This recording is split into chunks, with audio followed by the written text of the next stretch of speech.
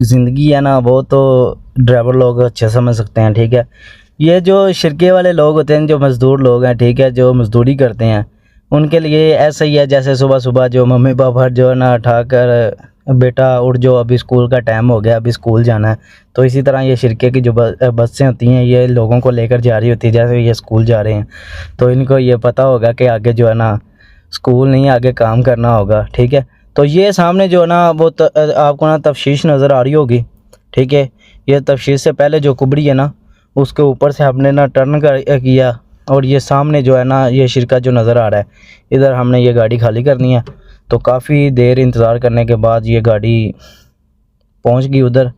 तो ये हमारी जो रात को गाड़ी पहले लोड हुई थी, वो सारी इधर पहुंच गई है।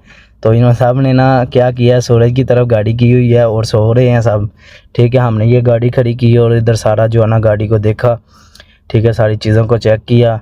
ये हमारा जो वेट है इसका, और ये हमारा लोड हुआ है, ठीक है।